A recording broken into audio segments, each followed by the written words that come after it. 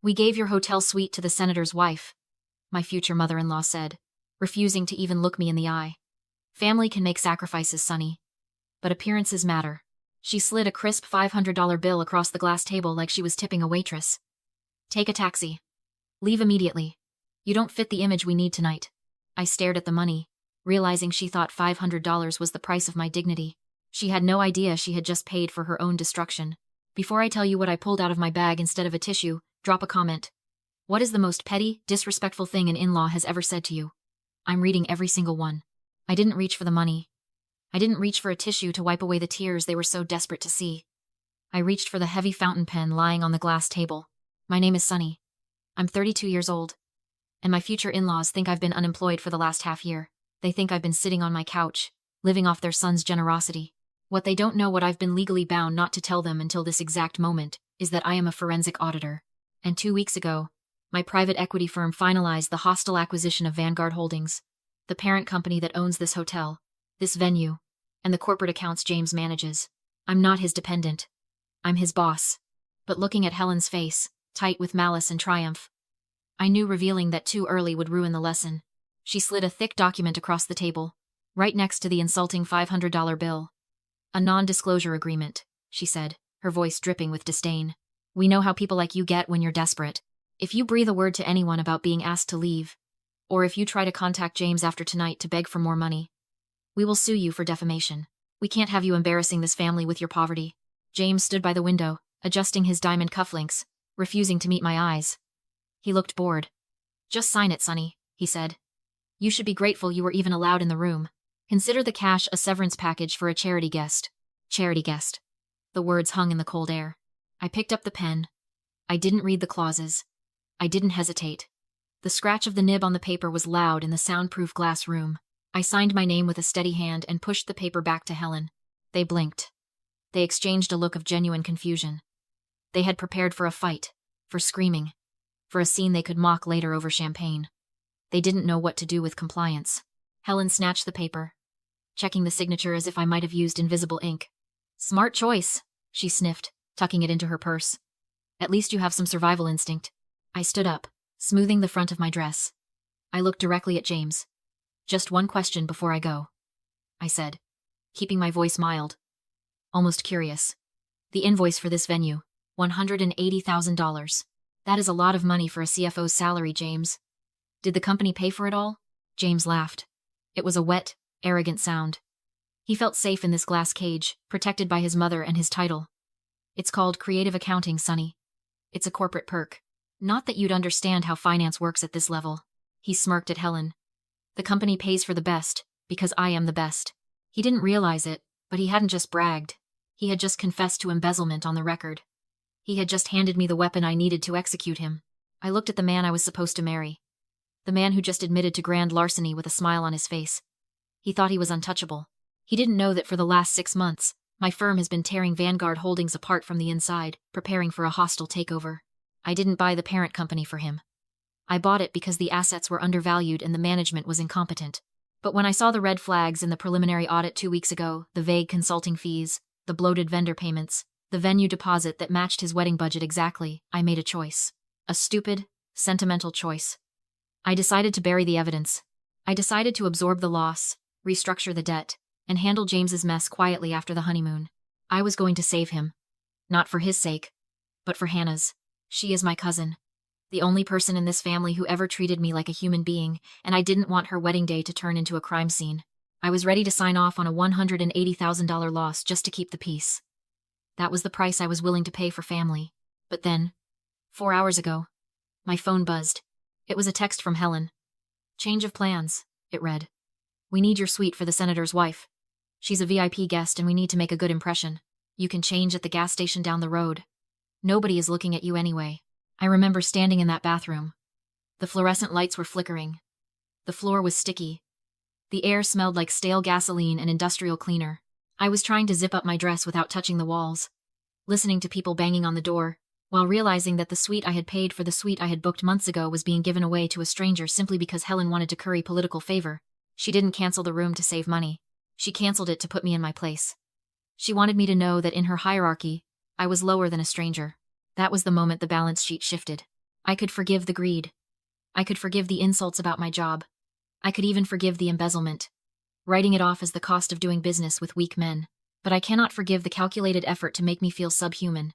That $200 room cancellation didn't just annoy me, it clarified everything.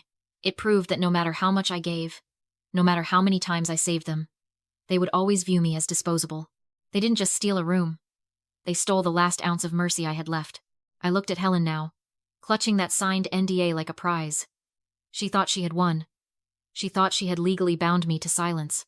She didn't understand that an NDA only protects you from civil liability. It doesn't protect you when the owner of the company walks into the room with a federal crime report. I watched James pour himself another glass of champagne, celebrating his cleverness. You know, Sonny, he said, maybe if you'd been a little more ambitious, you wouldn't be in this position. You're right, I said, my voice soft. Ambition is important. I reached into my bag again. The blue folder was heavy in my hand. It contained the death of their lifestyle. It contained the forensic proof of every dollar James had stolen, every shell company he had set up, and every lie he had told the board of directors. I had intended to shred it. I had intended to let them live in their delusion a little longer. But the senator's wife needed a room, and James needed a lesson in ambition. I have something for you too, I said. Consider it a wedding gift. The silence inside the glass fishbowl was thick, heavy, and expensive.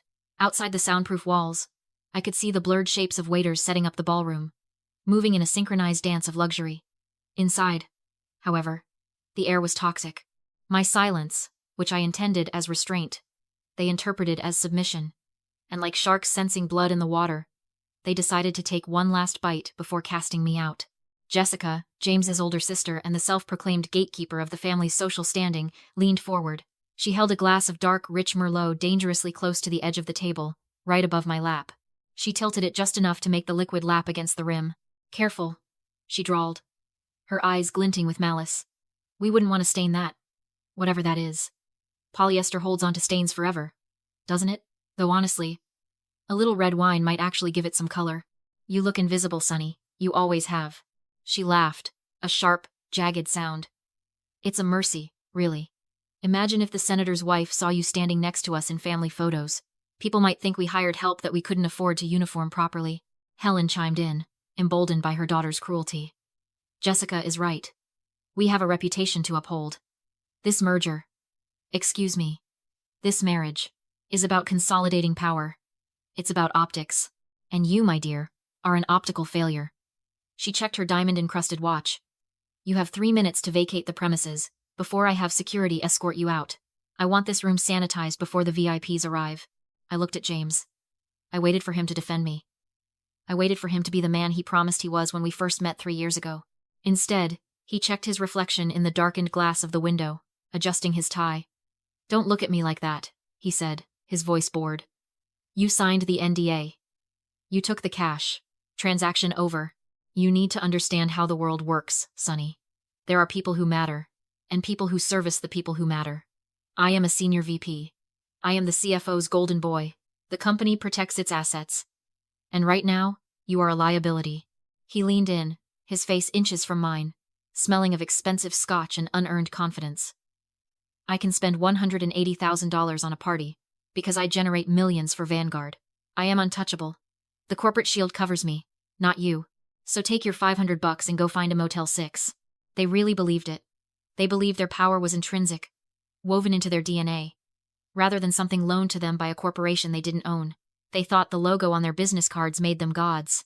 I felt a strange calm settle over me. It was the cold, clinical detachment of a coroner looking at a body that doesn't know it's dead yet. You're right, James, I said softly.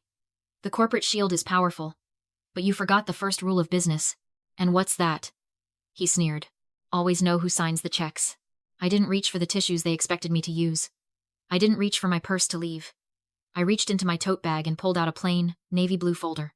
It hit the glass table with a heavy, dull thud that seemed to vibrate through the room. The laughter stopped. Jessica's wine glass froze in midair. Helen's eyes narrowed. They were expecting a love letter. Or maybe a desperate plea for closure. They weren't expecting a foreclosure.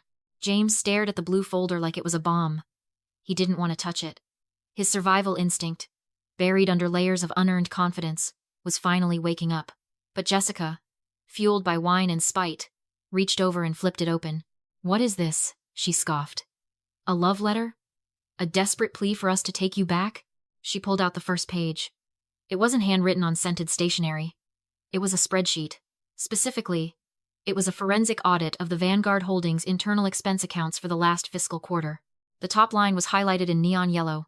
Vendor payment, Regency Events LLC, $180,000. Next to it, under the column for authorized by, was James's employee ID. But it was the column next to that, the one labeled funding source, that sucked the oxygen out of the room. It didn't say marketing budget. It didn't say executive perks. It listed a shell company. JH Consulting Group.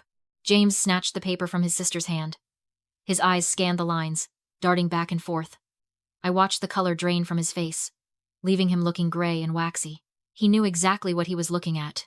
He knew because he had spent 3 years building that labyrinth of shell accounts to hide his theft. He thought he was a genius. He thought hiding money in a vendor account was untraceable. "Where did you get this?" he whispered.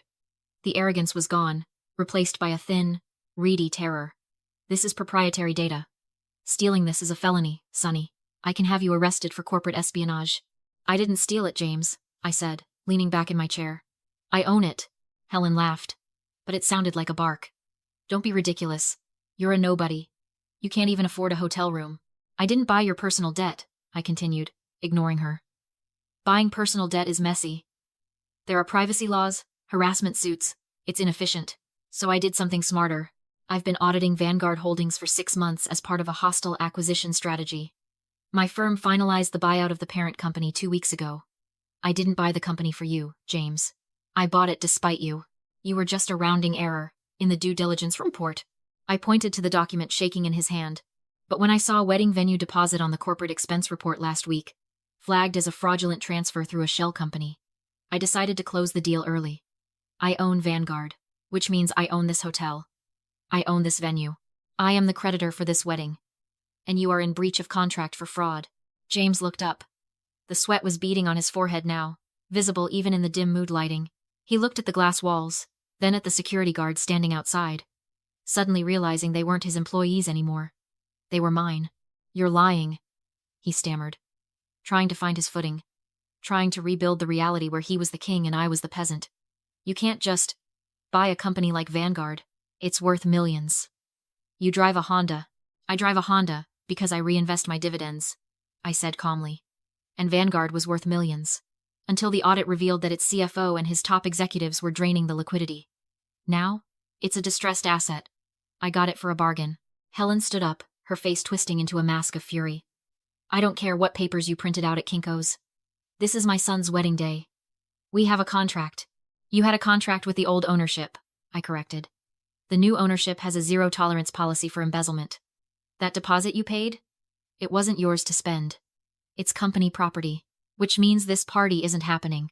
James slammed his hand on the table. "You can't do this.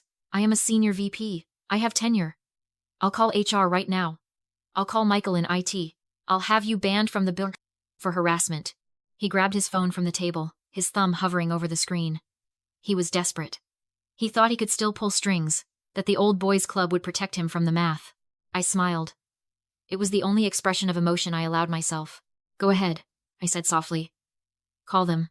James didn't call HR. He didn't call Michael in IT. He didn't even call the police. I watched his thumbs fly across the screen, trembling so hard he mistyped his passcode twice. He wasn't trying to report me. He was trying to open the corporate banking app. He was trying to move the remaining funds from the shell account to an offshore ledger before the freeze went into effect. He was trying to save the money, not his reputation. "I wouldn't do that, James," I said, my voice cutting through the heavy silence of the room. "The moment you attempt to access a compromised account from a personal device, the security protocol escalates from lock to wipe." He ignored me. He tapped the icon for the Cayman holding account. That was the trigger. It happened in perfect, terrifying unison. James's phone screen didn't just freeze. It convulsed. A harsh digital screech emitted from the speaker, loud enough to make Helen jump. Then, the screen went black. A single, ominous red bar appeared across the center, pulsating like a warning light. "Device disabled. MDM protocol initiated. Contact administrator." "What did you do?" James screamed, tapping frantically on the glass. "It's bricked. My contacts, my emails, the transfer codes, everything is gone." Across the table, Jessica shrieked. She had been trying to text her assistant to spin the narrative. to get ahead of the story before the guests realized what was happening. She dropped her phone on the table as if it had burned her. Her screen displayed the same red bar. The remote wipe hadn't just targeted James. It had targeted every device registered to the family plan paid for by the company. My photos, Jessica whispered, horror dawning on her face. My entire client list. My calendar. It's all wiping. It's standard procedure for executives under investigation for gross misconduct, I explained, watching the panic set in. The company owns the hardware. The company owns the software. And since you signed the user agreement without reading it just like you signed the venue contract, the company reserves the right to remotely sanitize its assets to prevent data theft. I looked at them. Really looked at them. And for the first time, I didn't see monsters. I didn't see powerful titans of industry. I saw paper tigers. That's the thing about people like James and Helen. Their power is entirely extrinsic. It's borrowed. They wear their job titles like armor and wield their corporate credit cards like swords, convincing the world they are warriors. But they don't own the sword. They don't own the armor. They are renting their entire personality. Take away the Amex Black Card, the VP title, and the company lease. And what is left? Just a naked, shivering animal who doesn't know how to hunt. They had spent years making me feel small because I didn't have their status, never realizing that my status was built on bedrock, while theirs was built on debt and someone else's permission. Helen, desperate to regain control, scrambled for her purse. She pulled out the heavy, titanium corporate credit card, the one she used to bully waiters and buy silence. I don't care about the phones, she yelled, her hands shaking as she pulled up the venue's payment portal on her iPad, which hadn't been wiped yet. I will pay you off. Name your price. 50,000? 100? I will transfer it right now to make you leave. She swiped the card. She tapped submit. The processing wheel spun for a second. Then it stopped. Transaction declined. Card inactive. She stared at the screen, tapping it violently, as if physical force could make the credit limit reappear. Try it again. It's a mistake. This card has no limit. It has a limit now, I said. 0. I stood up, gathering my things. The air in the room had changed. The arrogance had evaporated, replaced by the sour smell of fear. You don't work there anymore, James, I said, looking him dead in the eye. You don't own the money. You don't own the venue. You don't even own the data in your pocket. You are exactly what you called me an hour ago. I smiled, but it didn't reach my eyes. A charity case. I picked up my tote bag, the leather strap feeling cool and solid in my hand. I had the audit. I had the company. I had their futures on a hard drive. There was nothing left to say. I turned my back on them, intending to walk out the glass door and into the cool evening air, leaving them to rot in their glass cage. But I forgot that a cornered animal doesn't just cower. It bites. I reached for the door handle, but Helen moved with a speed that defied her age and her heels. She slammed her body against the glass, blocking my exit. Her face wasn't just angry anymore. It was unhinged. The mask of the sophisticated matriarch had slipped completely, revealing something feral underneath. She realized money wouldn't fix this. She realized threats wouldn't fix this. So she decided to burn the whole world down just to singe me. You think you're leaving? She hissed, her voice low and trembling. You think you can just walk in here, destroy my son's life, and walk out? No. You're going to jail, Sonny. Today? I didn't have time to ask what she meant. She raised her hand, her manicured nails like talons, and raked them violently down her own forearm. Deep, red welts rose instantly on her pale skin. Then, with a guttural shriek, she grabbed the neckline of her own custom silk gown and ripped it open, tearing the fabric down to her shoulder. It happened in seconds. She threw herself backward against the glass wall, sliding down to the floor, and started screaming. Help! Help me! She's attacking me! She has a knife! The sound penetrated the glass. Outside, I saw the heads of 2 private security guards snap toward us. They saw the matriarch of the event on the floor, disheveled and bleeding. They saw me standing over her. The door burst open. Get back! Hands where I can see them! The guards rushed in, hands on their holsters, adrenaline pumping. I stood perfectly still. I didn't raise my hands in surrender. I didn't back away. I watched James. For a split second, James looked terrified. But then, as he looked at his mother sobbing on the floor, clutching her bleeding arm and pointing a shaking finger at me, a slow, sickening smirk spread across his face. He saw the play. If I was arrested for assault on an elderly woman, no less my credibility would be shattered.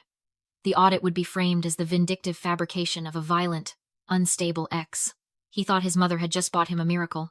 She's crazy, James shouted to the guards, pointing at me. She broke in. She attacked my mother. Look at her arm. Arrest her. The lead guard moved toward me, reaching for his handcuffs. Ma'am, turn around. Now. I didn't turn around. I didn't look at the guard. I looked at James, and I raised a single finger, pointing directly above his head. Stop, I said. My voice wasn't loud, but it had the absolute authority of ownership. Look up. James frowned, his eyes following my finger to the corner of the ceiling. There, nestled in the shadows of the molding, was a small, black, smoked glass dome. A red LED blinked lazily in the darkness. Paragraph 14. B of the venue contract. I recited, my eyes never leaving James's face. The one you signed without reading because you were too busy bragging about the deposit. All high-value transaction suites are subject to 360-degree audio-visual recording for liability and insurance purposes. The blood drained from James's face so fast he looked like a ghost. That is a 4K camera, I continued. It has a high-fidelity microphone array. It just recorded your mother scratching herself. It recorded her ripping her dress, and it recorded her filing a false report of a violent felony to security personnel. I turned to the guard, who had paused, his hand hovering over his cuffs. I own this building. Go to the security office. Pull the tape. And then call the NYPD. I want to press charges for filing a false police report and attempted extortion. Helen's sobbing stopped instantly. She looked up from the floor, her eyes wide, the fake tears drying on her cheeks as she realized the glass fishbowl she thought was her stage was actually her cell. She wasn't a victim. She was just a criminal who forgot she was on camera. The beauty of 4K surveillance video is that it doesn't leave room for interpretation. The police didn't need to take statements.